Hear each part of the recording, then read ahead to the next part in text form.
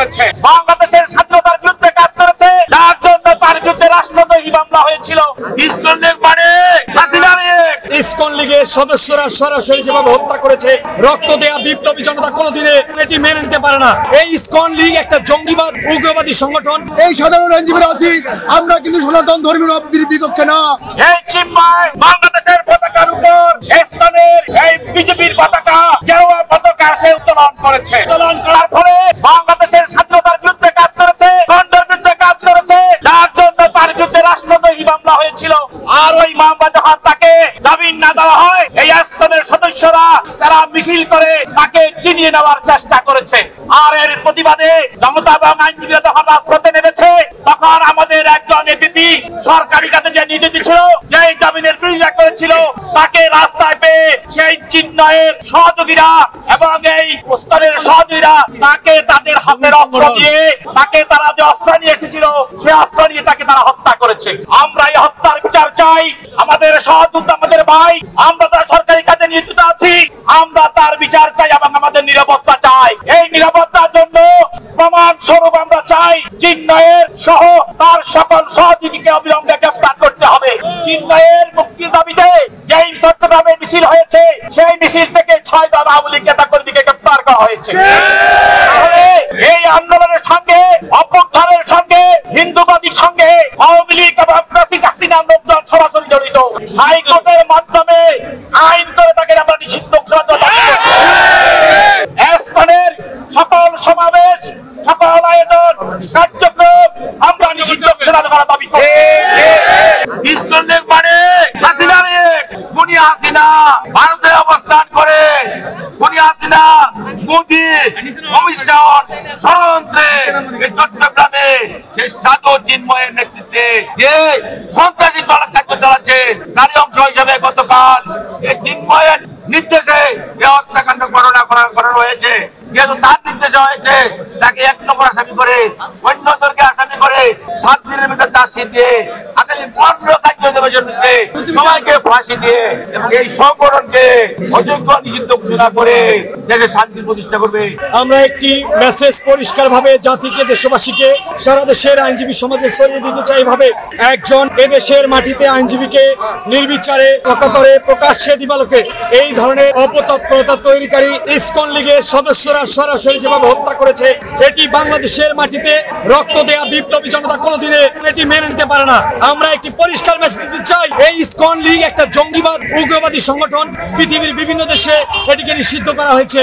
একই ধারাবাহিকতায় তাদের যে গঠনতন্ত্র, যে কার্যক্রম, বাংলাদেশের বিভিন্ন ধরনের সমাজ ব্যবস্থা, আমরা যে সনাতন ধর্মাবলম্বী, আমরা যে মুসলিম, যে ঐক্যবদ্ধভাবে একসাথে বসবাস করি, সেটির সাথে তাদের কর্মকাণ্ড কোনোভাবেই একসাথে যায় না।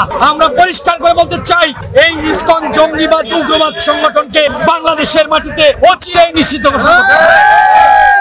বুটেক্স টেক্সটাইল ডক্টর মাহবুব মোল্লা কলেজে যে ষড়যন্ত্র চালিয়েছে, এই দেশের মাটিতে যে অপতৎপরতা তৈরি করে এই স্বৈরাচার শেখ হাসিনার যে এজেন্ডা বাস্তবায়ন করার যে চেষ্টায় লিপ্ত আছে, অবশ্যই তাদেরকে অতি তাড়াতাড়ি চিহ্নিত করে আইনের আওতায় নিয়ে আসতে হবে।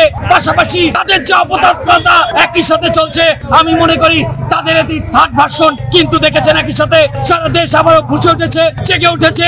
দরকার হলে এই বিপ্লবী বাংলাদেশের শান্তিপ্রিয় জনতাকামী মানুষ আবারও রক্ত দিয়ে 1500 শহীদের রক্তের শপথ নিয়ে এই সব হতাহত যারা বিভিন্নভাবে চিকিৎসাধীন আছেন, দরকার হলে তারাও একসাথে রাজপথে নেমে আমরা আবারও যুদ্ধ ঘোষণা করছি। এই ইসকনকে নিষিদ্ধ ঘোষণা করতে হবে এবং বাংলাদেশের মাটিতে যে শান্তিপ্রিয় জনতা হাসি মাখা মুখ, সেটিকে সুন্দরভাবে টেকসই করার জন্য যা যা দরকার সেটি আমরা আইনজীবী সহ ছাত্র জনতা মিলে বাস্তবায়ন করতে চাই।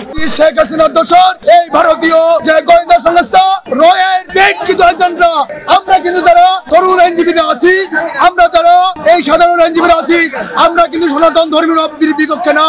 আমাদের কমপ্লিট মেসেজ, আমরা সনাতন ধর্মী যারা আছে, হিন্দু যারা আছে, তাদের বিপক্ষে না। শেখ হাসিনা আন্দোলনে ব্যর্থ হয়ে দিল্লিতে বসে ভারতীয় রয়ের মাধ্যমে এদেশে আমাদের আবার অস্থিতিশীল করতে চায়। এদেশের আইন শৃঙ্খলা রক্ষাকারী যে বাহিনী আছে এবং আইন শৃঙ্খলা রক্ষাকারী আছে, সে অস্থিতিশীল করতে চায়।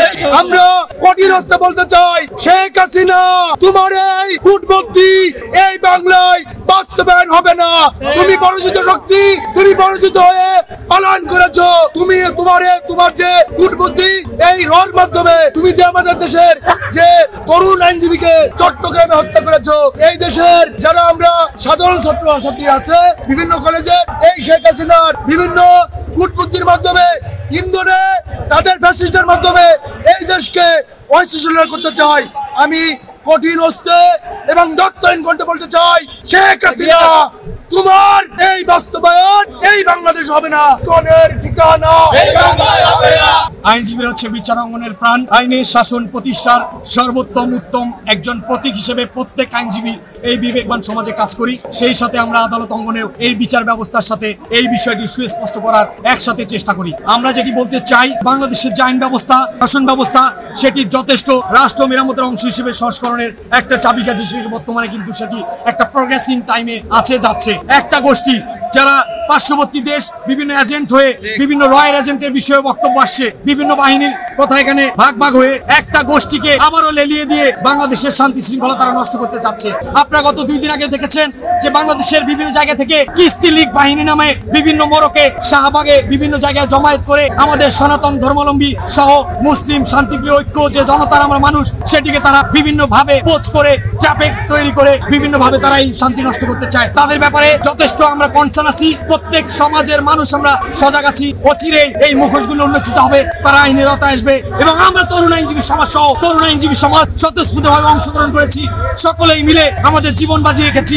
একসাথে ঐক্যবদ্ধ হয়ে আবারও এই সব অপতৎপরতাকারীদের দাঁত ভাঙা জবাব দেওয়া হয়। প্রশাসনের এই শান্তিপ্রিয় বাংলাদেশের নতুন মোড়কে আমরা ঢেলে সাজানোর একটা চিন্তা ভাবনা যে আইনি ব্যবস্থার মাধ্যমে বারবার ঘোষণা আসছে, সেটির জন্য প্রশাসন আপাদমস্তক এই বিষয়গুলো অবজার্ভ করছে। কিন্তু এর মানে এই নয় প্রশাসন আপনাদেরকে ছাড় দেবে যারা অপতৎপরতা তৈরি করবেন। ইতিমধ্যে হুঁশিয়ারি দেওয়া হয়েছে, সারা দেশের মানুষ প্রশাসনের সাথে সে আগের মতো করে একসাথে কাজ করার অঙ্গীকার জানিয়েছে। আমি মনে করছি অচিরেই প্রশাসন সহ সম্মানিত স্বরাষ্ট্র মন্ত্রণালয়ের উপদেষ্টা মহোদয়, অন্তর্বর্তীকালীন সরকারের মাননীয় প্রধান উপদেষ্টা ডক্টর ইউনূস সহ সকলেই ঐক্যবদ্ধভাবে এই সব অপতৎপরতাকারীদের একসাথে আমরা সুন্দর একটি শান্তিপ্রিয় বাংলাদেশের মানুষের যে হাসিমাখা মুখ, সেটি সকলে মিলে নিশ্চিত করতে পারবো।